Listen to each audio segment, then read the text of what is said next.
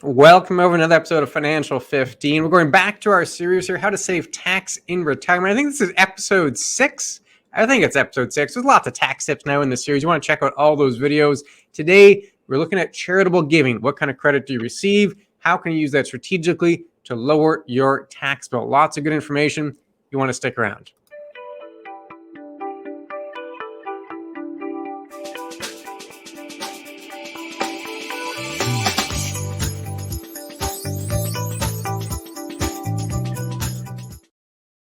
Yes, this is a series I'm sure is never going to end. We've got so many retirement topics to talk about. We're going to be going into the new year with that as well. But today we want to deal with a few other odds and ends. But if you want to see this one or any of the previous 5 retirement ones, please go to our YouTube channel and subscribe. Become a member, get all the information. We are consistently adding new product or new content to it all the time. We want to make sure you're there. If not, check out our website at beckerorr.com, where all of this can be listed as well as others, or like us on Facebook, and we're more than happy to show you exactly what we can offer. So today we are talking, though, saving tax in retirement with charitable giving. Now, there are a variety of options in this area, and a lot of people may not realize them. So we're going to give you that high level and get a little more involved into what we can do. But first, Clint, charitable tax giving, what is it?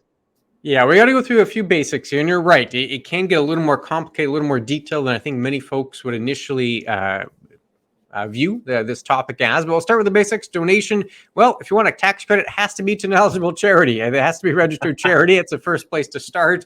You can donate more than just cash. Of course, a charity would love to take cash. It'd certainly help them out. But you can also donate capital property, and we'll get into that a little later on. If you make the donation, either cash or property, you do get a non-refundable tax credit.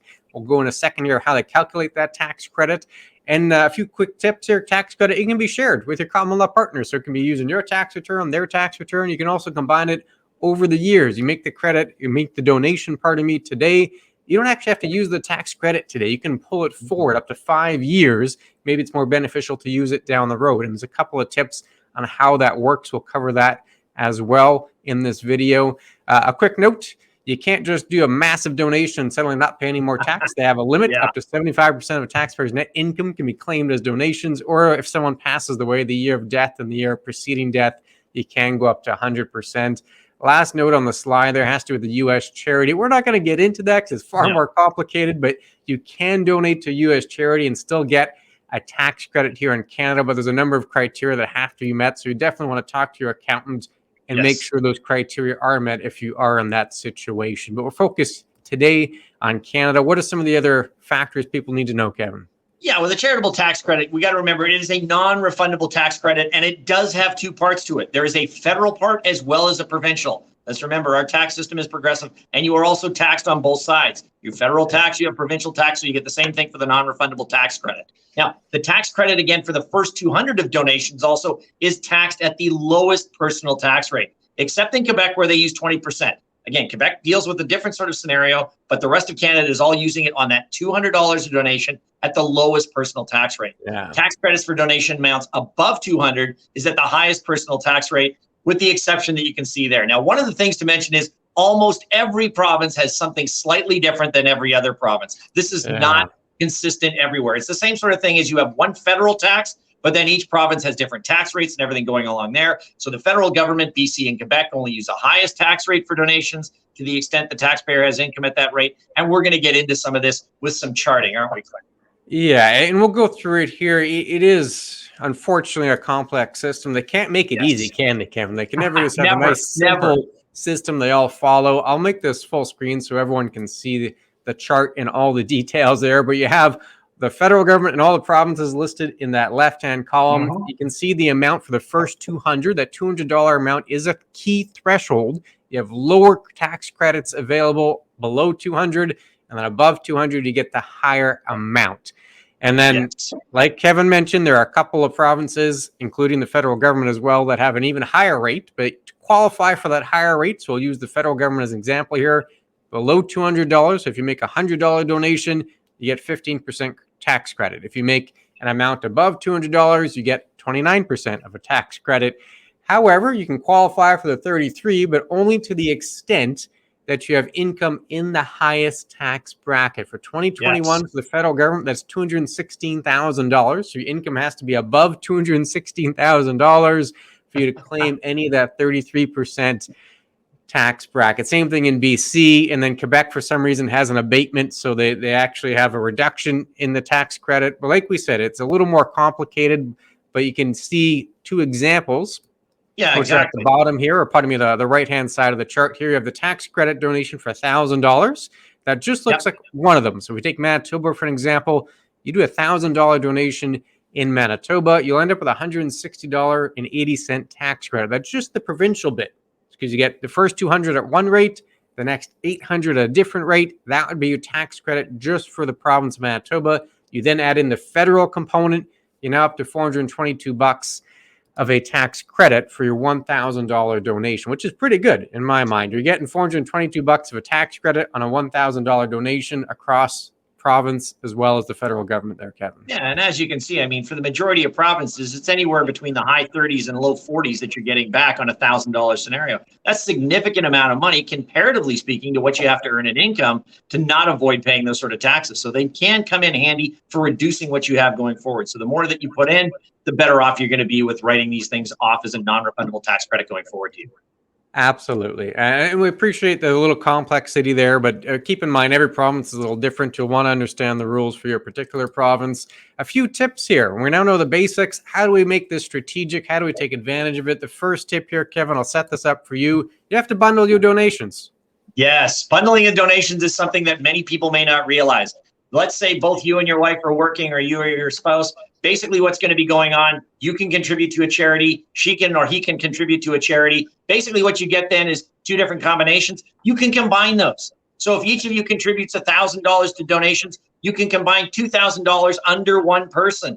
That is one thing that can be dealt with and is very important. So that's one area of the bundle to look at. The other area of the bundle is, let's assume that you don't need $2,000 worth of contributions for one person this year. You can carry that forward for the next 5 years. Or you can decide that I need bigger tax breaks down the road because I'm going to have more income. So I will bundle them today and I will carry those forward going that way. So again, bundling your donations can be done. It doesn't have to be individual contributions. You can add between spouses to be able to do this, to get a bundled donation. Yeah, and the key there is that $200 threshold, right? Because the tax rate above $200 is much larger than the tax rate you receive below $200. So ideally, you bundle to get more above the $200 threshold, get a bigger tax credit. So you can bundle, across spouses, or you can bundle across time, like you talked about with that carry forward provision. Also, something to be aware of. Another tip: be aware of the advantage. Now, the way the CRA rules work here, if Kevin goes and makes a big donation to a charity he enjoys, and the charity says, "Hey, Kevin, we appreciate the donation. Here's tickets to the Jets game." The value of those tickets, let's say they're $200 tickets. Technically, you're supposed to reduce your donation by that amount. So if you donate $1,000, they give you $200 worth of sports tickets.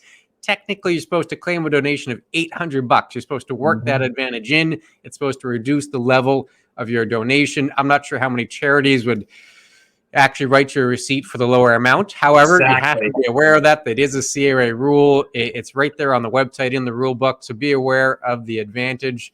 And the last one here, Kevin, this is a big one, donations in kind.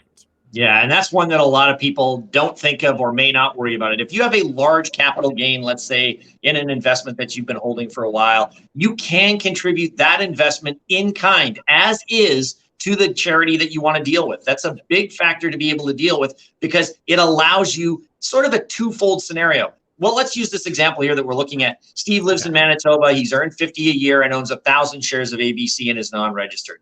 Now, if he bought them at 10 a share and they're now worth 20, he can sell them today, claim 10,000 worth of gains. But the minute you do that, you now have a tax bill that you have to pay the government for $1,662.50.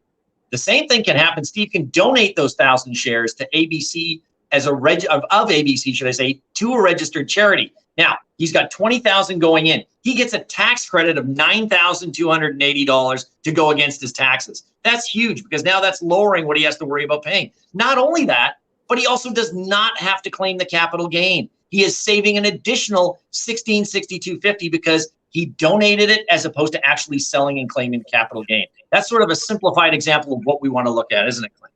That's the whole idea there. So it applies to non-registered investments. So if you have RSPs, TFSAs, completely different story. This is for non-registered investments. If you sell investments in there in that non-registered account, you will have to claim a capital gain or a capital loss. And if you have a capital gain, you're going to have to pay some tax. And that's the example here. Steve had a $10,000 capital gain. The other portion here is that if you're thinking of giving to charity anyway, why not donate in kind? Use those shares, donate to the charity of your choice. You'll get the full tax credit on the market value of the shares. In this example, it's $20,000. But then the added bonus here, the added tax savings, you avoid the capital gains tax. So in here, our example, Steve, he gets the full tax credit for the 20 grand plus he erases that capital gain, which in this case was $1,662. So it's that the strategic element, right? If you're going to be giving anyway, why not give in kind? You get a little bit of a tax perk if you're able to do that. Anything you want to add to that, Kevin? Yeah, and another important note to remember is the reason that you get taxed on that as a capital gain is because it's non-registered money for you. The majority of charities out there, if you give them that 20,000 in shares and they sell them, since they are a registered charity, they do not have tax on that, even with the gain. So that's the other advantage that the charity gets, is they may get more money out of you by a donation of shares because of what you can gain from the gains, and they don't have to worry about the tax consequences going forward. Yeah, and most charities are set up for this now. Not all of them. You will want to ask in advance. But most charities now have a system set up where if someone donates stock or something in kind, they can just immediately sell it to get the cash on their end, and you'd get the favorable tax treatment. But it is certainly something you want to check with the charity before you do it. And the key here is you don't sell the shares and then give the charity the cash. You give the charity the actual stock, and then they're the ones that sell it. And that's a more tax advantage for you when you do it that way. So lots when it comes to strategic giving. Before we wrap up, it looks like you have a final comment there, Kevin. Yeah, the only thing I was going to sort of mention was that it looks like, here we go. We've given you sort of that brief high level. I mean, everything, as we mentioned, there are some things involved that you want to take a look at, whether it's donating to a U.S. charity or something along those lines. We can discuss these a little further if you need to, or please, make sure you check out some of the other saving, tax, and retirement things that we've done, because they may incorporate as well with the charitable giving. If you have questions or anything else, please see below, chat with Kevin or Clinton and Kevin. We are more than happy to answer any questions you got on charitable giving or anything else we've done in our Saving the Taxes Retirement series. If you have anything else to add, please note that we will answer other financial questions as well. Other than that, that's my final wrap up, Clint. Last words go to you. I think we covered it all there. So charitable giving, ways to save a bit of tax. We'll be back again soon with another video. Everyone stay safe and take care.